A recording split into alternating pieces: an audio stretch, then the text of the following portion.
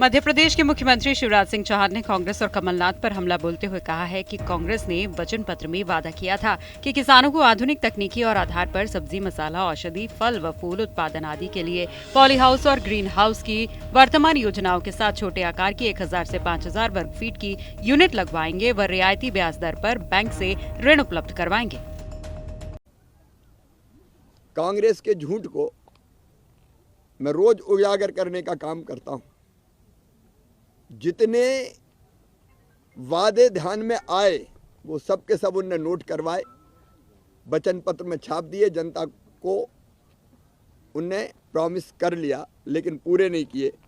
उन्हीं में से आज एक मैं पूछ रहा हूं, कमलनाथ जी, किसानों को आधुनिक तकनीकी के आधार पर सब्जी, मसाला, औषधि, फसल एवं फूल उत्पादन आदि के लिए पॉली हाउस, ग्रीन हाउस की वर्तमान योजना के साथ छोटे आकार 1000 से 5000 वर्ग फीट की यूनिट लगाएंगे तथा रियायती ब्याज दर पर बैंक से ऋण उपलब्ध करवाएंगे।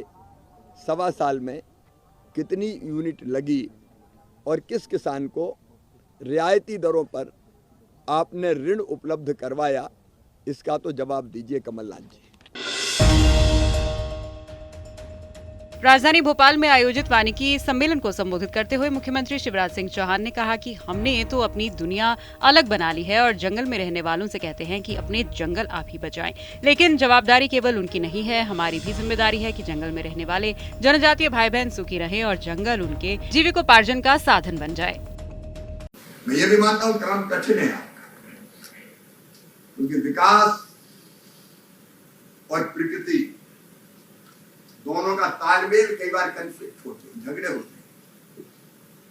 एक तरफ हमारी जवाबदारी है कि वनों में रहने वाले भाई बहनों के साथ हमारा व्यवहार बहुत संवेदनापूर्ण हो,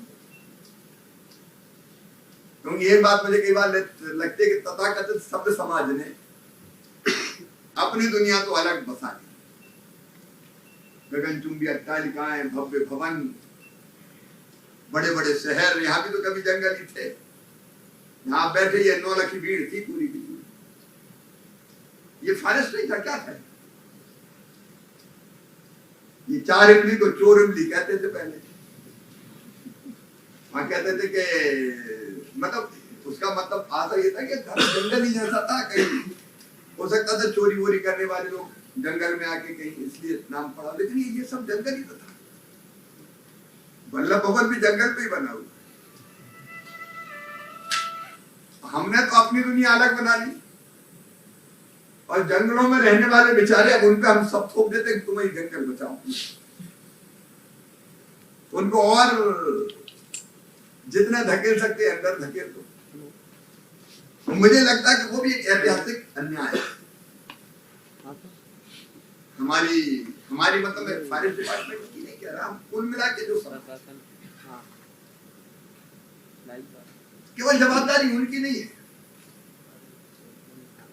बाकी की भी तो जवाबदारी है। जंगल में रहने वाले आदिवासी भाई बहन वो भी सुखी रहे और फॉरेस्ट उनकी जीविकोपार्जन का एक महत्वपूर्ण साधन ढंग से बन जाए। तो आदिवासी जंगल नहीं कर, अब जंगल काटना तो अंग्रेजों ने शुरू किया। पूरे रेलवे स्लीपर से लेके और इंग्लैंड की महारानी तक के पता नहीं अलग अलग भव्य भवन बने, तो अपनी रखी तो गई। मुख्यमंत्री भूपेश बघेल ने अपने भेंट मुलाकात कार्यक्रम के तहत चंपारण में महाप्रभु वल्लभाचार्य और चंपेश्वर महादेव जी के दर्शन किए। इसके बाद राम वन गमन परिपथ योजना में बनने वाले रामवाटिका के विकास के कार्यों का भूमि पूजन किया। गौरतलब है कि रामवाटिका के विकास का कार्य छत्तीसगढ़ टूरिज्म बोर्ड के द्वारा किया जा रहा है।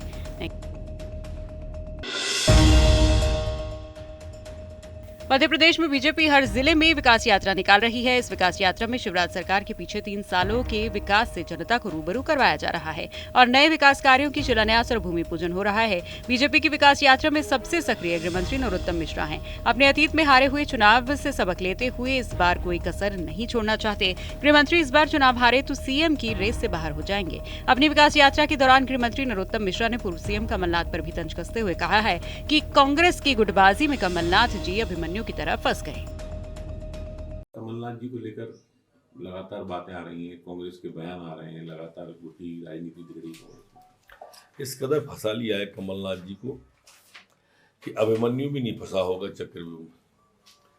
हर कदम पर उनके छोटे भाई का जो गुट है वो चाइनीज मांझा लिए कमलनाथ का स्वागत करने को तैयार रहता है।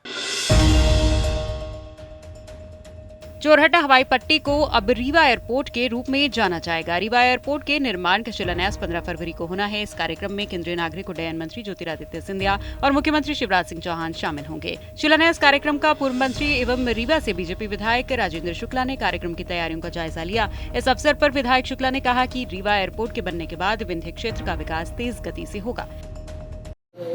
रीवा में प्रदेश का जो 6वां एयरपोर्ट बनने जा रहा है उसके भूमि पूजन की संभावना 15 तारीख को है। मुख्यमंत्री जी और केंद्रीय मंत्री ज्योतिरादित्य सिंधिया जी इसका भूमि पूजन करेंगे।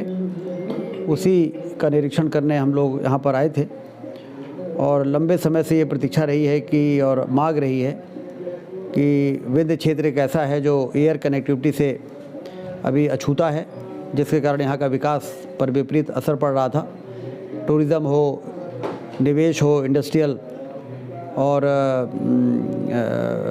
मेडिकल फैसिलिटीज़ के मामले में भी बेहतरी हो, इसके लिए एयर कनेक्टिविटी उतनी ही ज़रूरी है जितना हाईवे की और रेलवे की कनेक्टिविटी ज़रूरी है।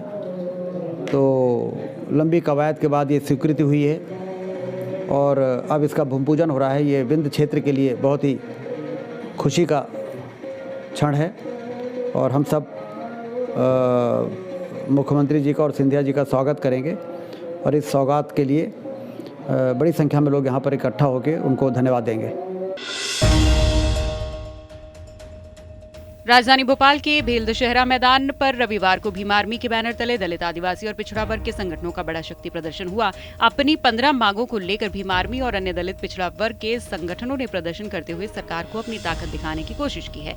भीम आर्मी की मुख्य मांगों में जातिगत जनगणना कराने, प्रदेश सरकार से प्रमोशन में आरक्षण का कानून बनवाने, आरक्षण को संविधान की 9वीं अनुसूची में शामिल करवाने जैसी मुख्य मांगें शामिल थी। प्रदर्शन में शामिल होने के लिए प्रदेश भर से दलित और पिछड़े नेता राजधानी के दशहरा मैदान में इकट्ठे होने लगे थे।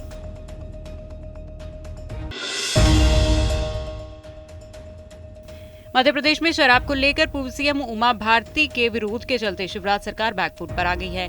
नई शराब नीति को लेकर पूर्व मुख्यमंत्री उमा भारती के विरोध के बाद शिवराज सरकार ने नई शराब नीति का प्रस्ताव तैयार कर लिया है। नई शराब नीति में कई शराब के अहाते बंद हो सकते हैं और यदि चालू रखने का निर्णय भी होता है तो शाम 5 बजे से रात 11 बजे तक खोलने की अनुमति दी जा सकती है। इसके साथ ही सरकार देसी शराब के दामों में 1 से 2 रुपए तक का इजाफा भी कर सकती है।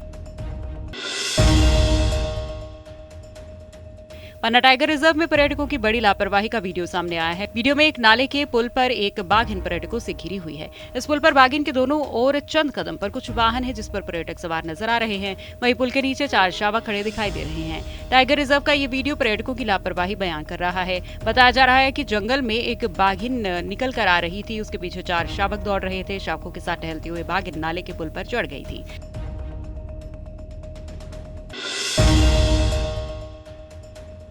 मध्य प्रदेश में 2 दिन के बाद एक बार फिर से मौसम बदलेगा। उत्तर भारत के पहाड़ों में हो रही बर्फबारी का असर प्रदेश में भी देखने को मिलेगा। इससे दिन में हल्की ठंड रहेगी जो धूप की चुभन को कम करेगी। मौसम विभाग के अनुसार प्रदेश के कई शहरों में दिन का पारा 35 डिग्री सेल्सियस तक पहुंच चुका है। फरवरी के आखिरी हफ्ते से मध्य प्रदेश में गर्मी दस्तक दे सकती है। मार्च के आखिरी हफ्ते से लू चलने के हालात बन जाएंगे। आमतौर पर मध्य प्रदेश में तेज गर्मी 15 मार्च से शुरू हो जाती है जो 10 जून तक चलती है। इसके बाद प्री मानसून गतिविधियां शुरू हो जाती हैं।